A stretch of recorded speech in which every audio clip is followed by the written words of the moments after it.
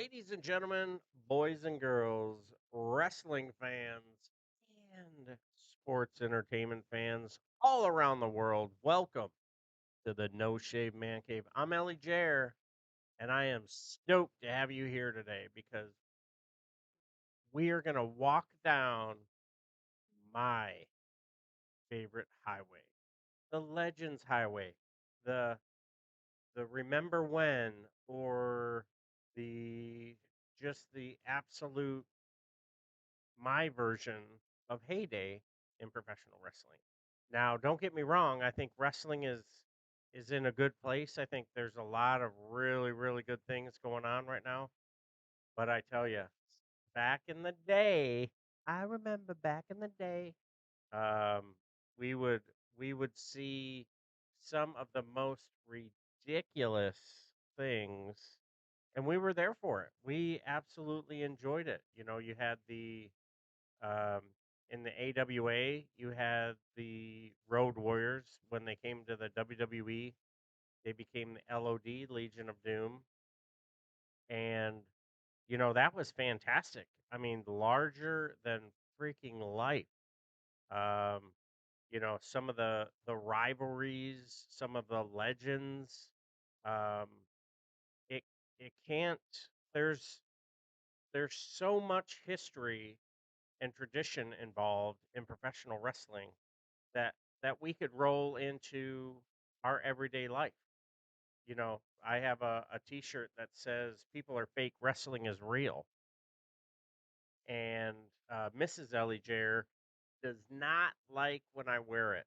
I actually get the double take if I have a wrestling T-shirt on. If we're gonna leave Casa de Ellis, so I have I essentially have like three different wardrobes. One that I wear to work, and most times when I go to work, I do have a wrestling T-shirt on, but I have a piece of my uniform that goes over the T-shirt. Collared shirt, generally shorts or pants with a belt. Loop, if it has belt loops, I generally put a belt in it. And then if I'm going out somewhere with Mrs. ElliJare, I will make sure that I am not obnoxious, which is is her rating scale, not mine. So hey, so what we're gonna do is we're gonna sit back, we're gonna relax, and we're gonna talk about rivalries, and we're gonna talk about legends. If you want to talk about legends, you definitely have to talk about a little bit of the dark stuff. And one of my favorites is and a must-have for every liquor cabinet. Definitely a little maker's mark. Doesn't have to be 101. I enjoy the 101. Um, Good level of ethanol, good level of sweetness. Got some ice, um, and they don't want to get obnoxious with the pour. So I'm not driving anywhere. So, but if you are, please drink responsibly and Uber and or a family member. So, but hey, no. So check it out. We recently had the episode of Legends drop of Dusty Rhodes the other day on A&E. And I tell you, I thought I knew a lot about Dusty Rhodes and his family and everything. I knew that Dustin and Cody were half brothers, and I knew about other siblings and stuff. But just absolute excellence in production, really showed the family well, and kudos to Dusty and everything that he did, and just the professionalism by the producers not to do him dirty. So I don't know if anybody has ever watched Dark Side of the Ring. There are some episodes that are definitely a little dirtier than others, and or darker. Dark, yeah, since it's Dark Side of the Ring, a little darker than others, right? And it didn't necessarily put some of the wrestlers in the best light. And I mean, you know, I don't want to get into some of the dark stuff of it, but I get why they won't have episodes from some, and they've cut some out of wrestling history or whatever. But those wrestlers will forever be in our history. And I was sort of binge watching some Eddie Guerrero matches and some of his antics. And he was in a tag team match with Booker T. And the ref kept telling him, "Hey, I need you to hang on to the rope, to the tag team to the tag team rope when you're in the corner." So he so he so he untied it, tied it back to the ring rope so he could traverse the ring rope on the side that he was on. And it was awesome. So the character work and the the personality of what professional wrestling is what really drew me to professional wrestling. So the larger than life Jerry the King Lawler. I live in the United States. We don't have a king. And someone walking around calling themselves a king. Now, keep in mind, during this time, you're slowly starting to see the maturing or maturization in the music scene. I lived in New York at the time, and you were starting to see some of the hip hop influences. Um, and then, you get Jerry the King Lawler, and I was just like, I'm hooked. And then the characters started getting bigger and bigger and bigger to the point where they are actually physically larger than life. The Andre the Giants. The average human being, male, used to be like 5'7", and now here they are. You've got these dudes walking around 6'5", 6'6". Andre the Giant, I think he was 7'4", 7'5", something like that. Um, just like Enzo used to say, and you can't teach that. If you're 7 feet, you're 7 feet. Like almost. He's damn 7'4", 408 pounds, I think, at the last weigh-in. So I mean, that's phenomenal. But so hey, so we are talking about A&E rivals, legends, and most wanted treasures. So whenever I go onto auction sites, I'll quickly go to belts. So if for those who are catching this video on YouTube, I have some titles over my shoulder. I've got the America's Champion, which was an AWA, American Wrestling Alliance title that was made for Sergeant Slaughter.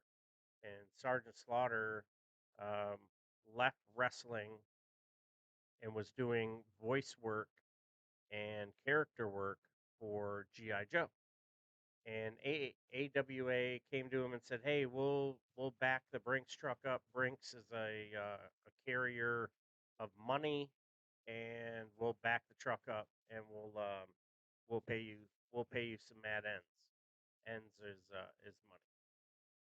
So Sergeant Slaughter's like, "All right, maggots, I'll take that, and I'll come and beat who had the title at the time, Larry Zabisco, and he would carry that title for a certain amount of time. Not ever really advertised that much once he came over and won it, which was kind of disappointing because me being a huge United States title or North American title fan, I thought that was super cool. I also have if you I also have the NXT, the original NXT, and the current NXT, the black and the maroon. And then I have some North American tag team titles from back in the day. So that was back in the 70s, and the title belts, the belt themselves was actually red, white, and blue. So, um, but yeah, no. So wrestling and rivalries and just the pageantry was always my jam. I really thought that that was super fun.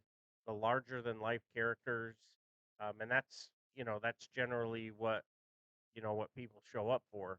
because that's that suspended belief because they're doing things that you can't or you won't.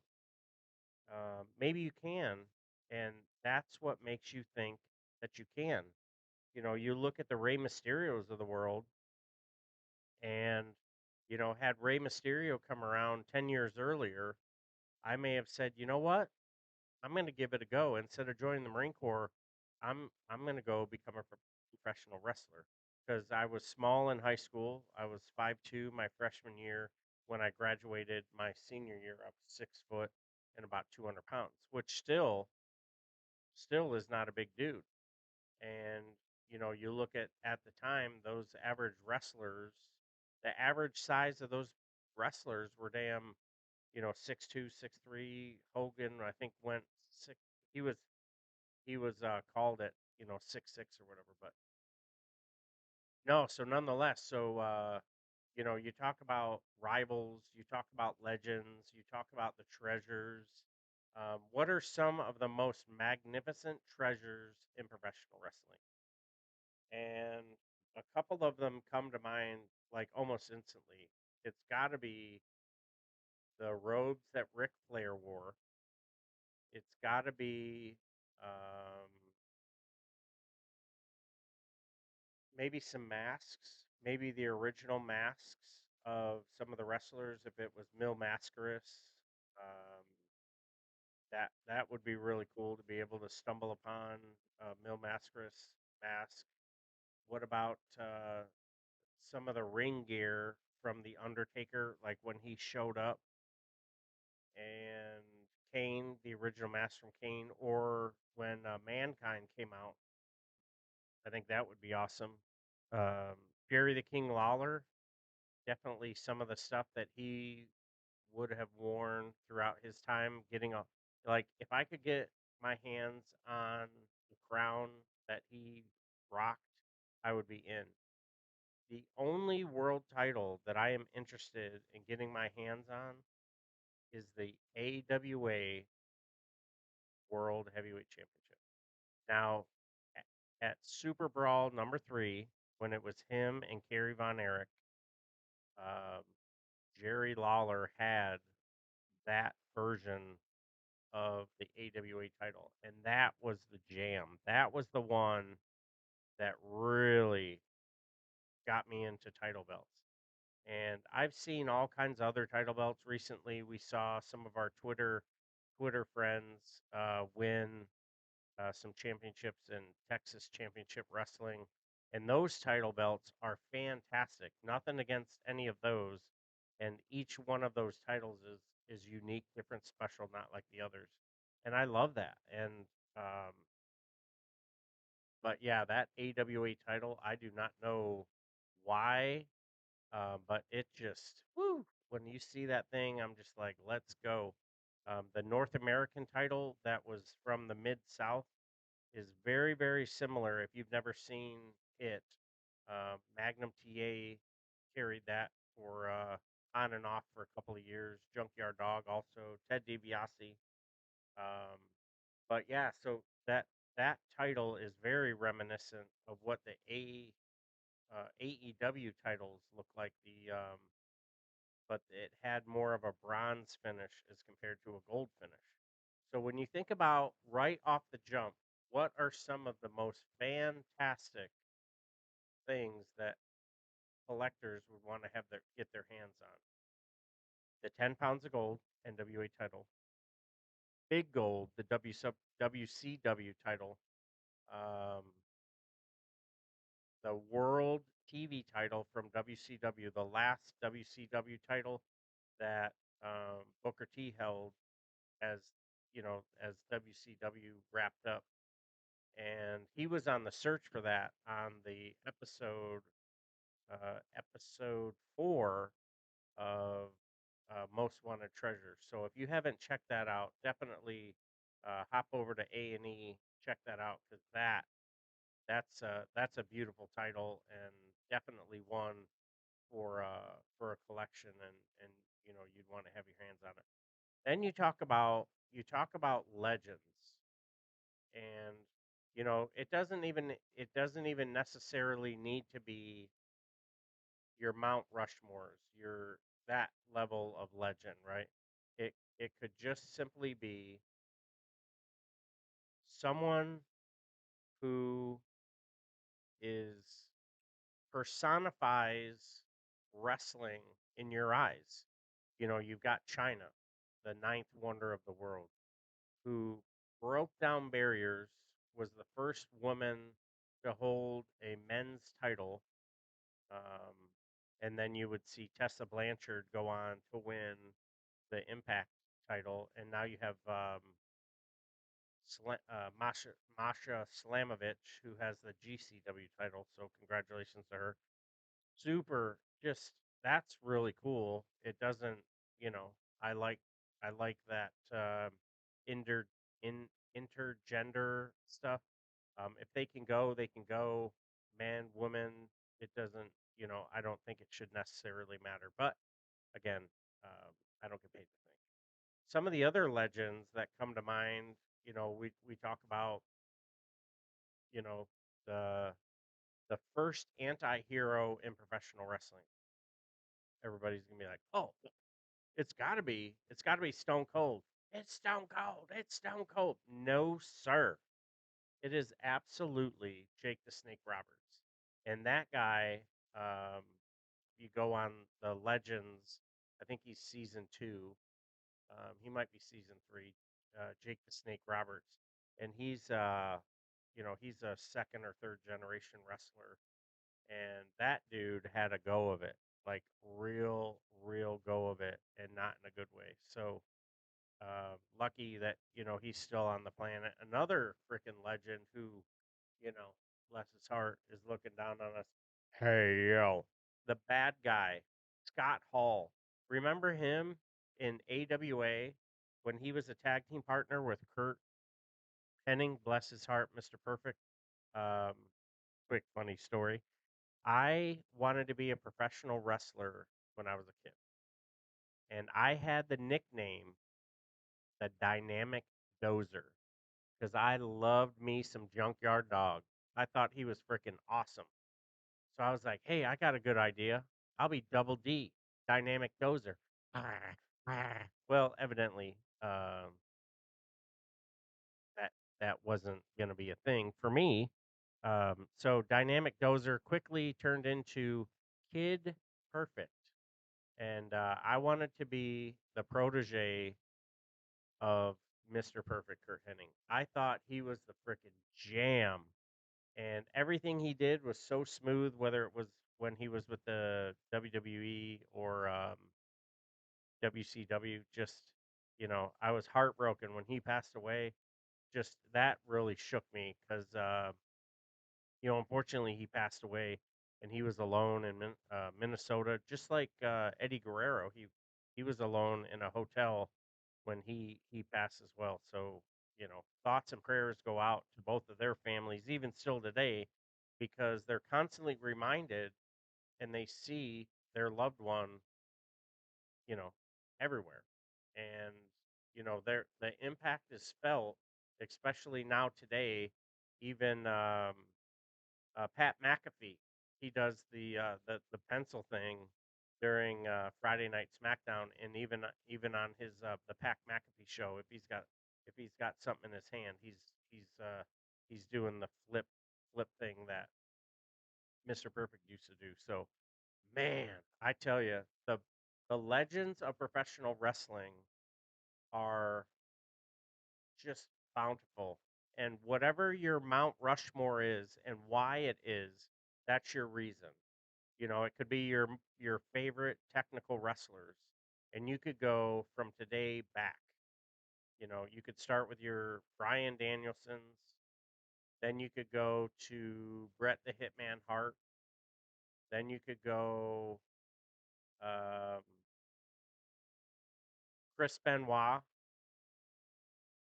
and then you could go Bob Backlund.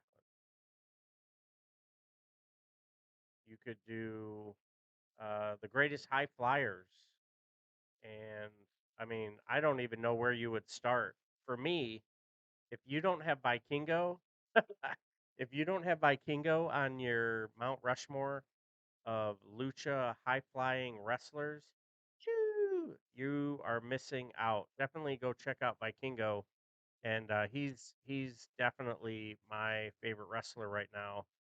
And I'm a huge Cody fan. You know, I hope he gets the WWE title soon. But hey, I think Vikingo in short order will be a legend in professional wrestling.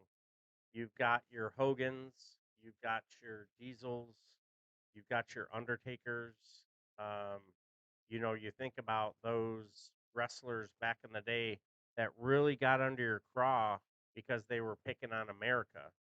And you had your Volkoffs, and you had your Iron Sheiks, and even Sergeant Slaughter for a little while you know, turned on America, and that was a trip. Like that was like, wait a minute, you're the Sarge. Like, how on earth?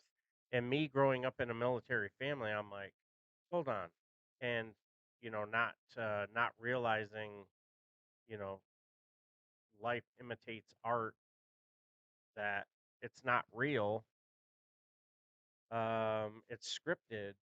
It's still like those stories are still real, and it really resonated with me. And then you get into the rivalries, and I think you had some of the real, like, if you look up the definition of rivalry or blood feud, you've got to have Tommy Wildfire Rich and Buzz Sawyer, and what they went through. um just it was ridiculous. Another feud that was ridiculous was, I think it was up in Portland, and it was Greg the Hammer Valentine and Roddy Piper. And my word, those those two wore each other out, and to the point where I think Roddy Piper lost hearing in his right ear, which, I mean, absolutely ridiculous. But hey, you had some amazing rivalries because of their similarities, which, Mankind and Undertaker, that was fantastic. Just, you know, like almost like parallel worlds, but same, set different, you know what I mean? And then, of course, you've got two polar opposites. And Dusty Rhodes had two different rivalries that could be on that Mount Rushmore of rivalries, when he was going against the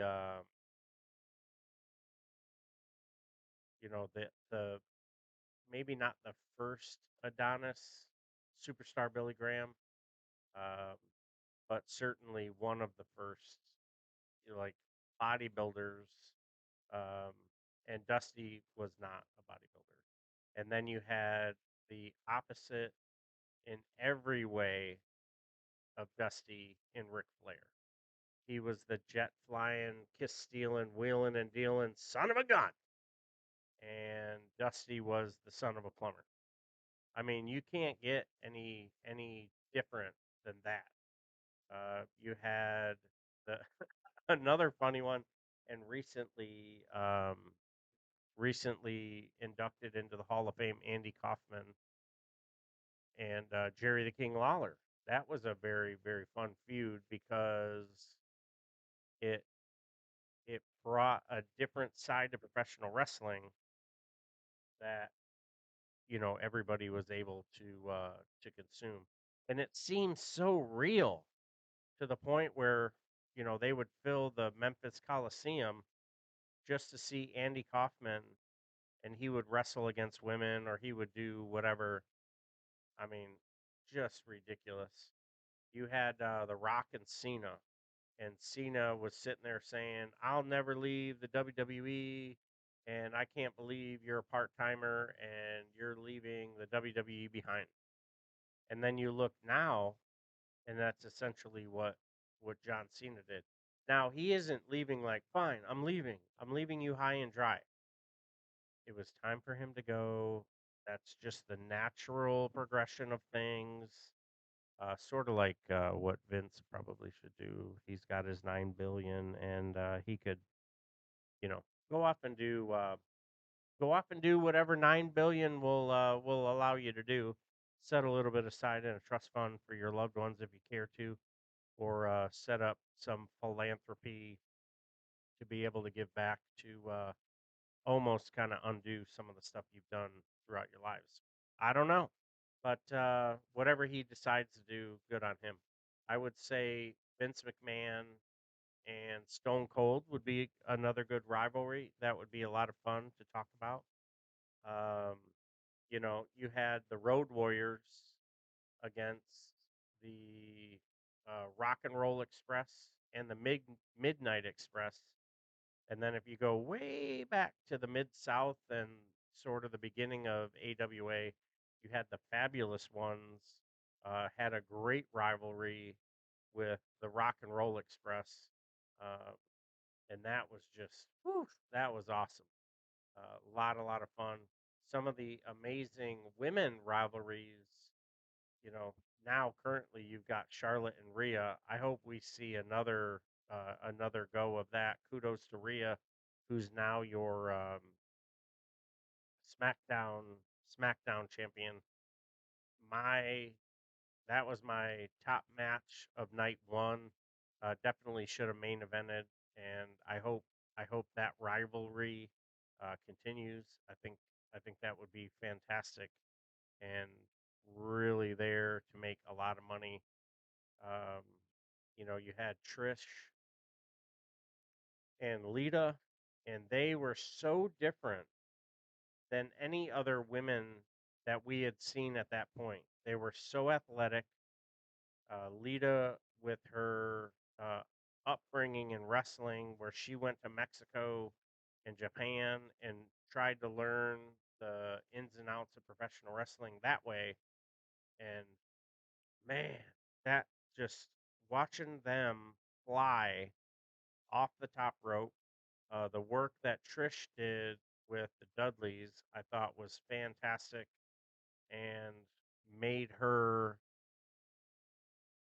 I don't know if it made her or put her on the map, but definitely um, did some great stuff for her career and did some great stuff for women in professional wrestling and for professional wrestling period. And it sort of it sort of lend itself to folks, both men and women, who were going to chop over from whatever industry that they were in, because Trish was doing the fitness model thing, and then she worked in bodybuilding, and she would come over and just rock the house. And kudos to her and her Hall of Fame career and everything she's done since she left the WWE.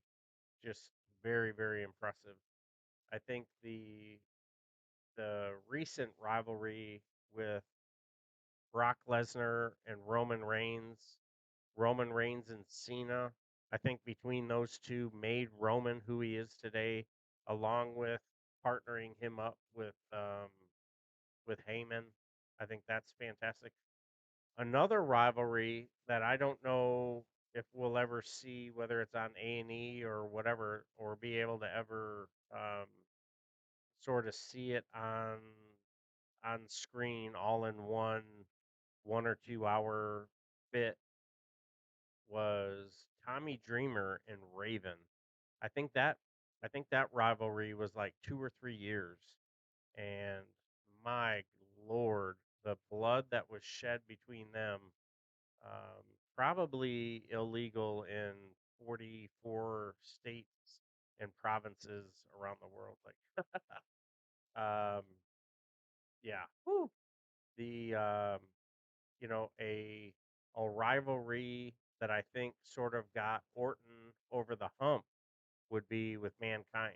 And when Mankind and him tussled, that I mean, that was set up to get him to go from that baby face to the.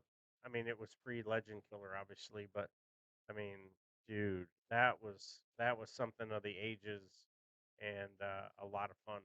You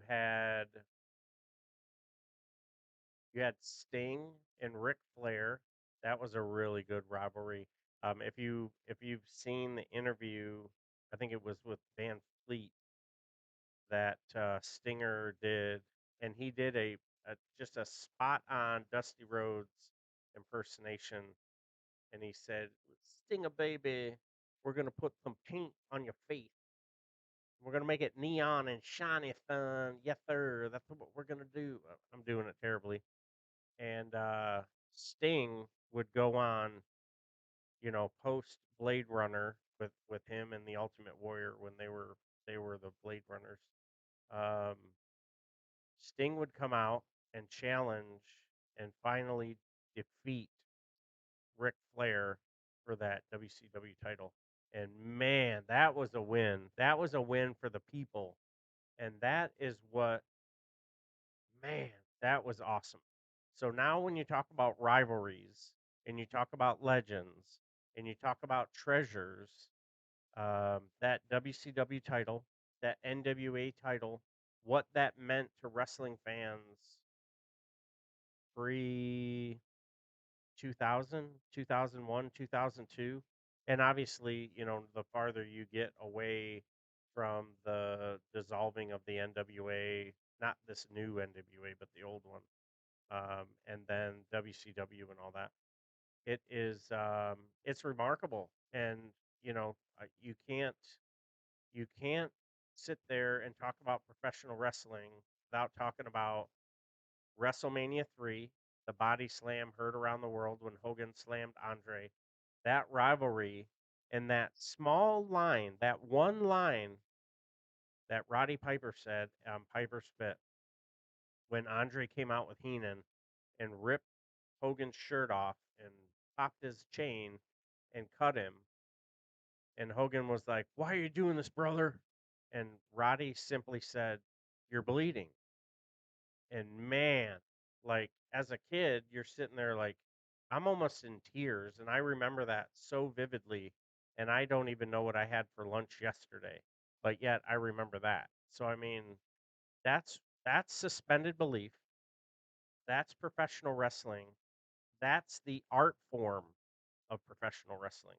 And when you talk about art form and you see what is happening now in the ring, I'm not mad at it. I don't scoff at it and go, "Oh, this is the flippy dippy do."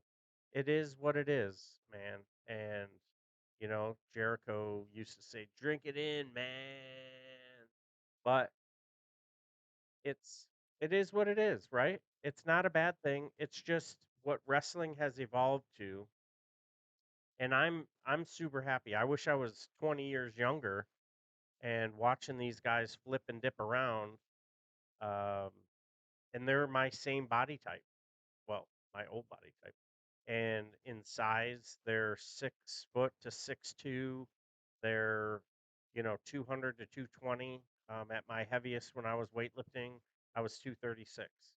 So I mean, I know I could carry the weight, and I am just completely enamored with the work rate, professionalism, and the the I don't know if it's pomp and circumstance, but just the production level of what's going on.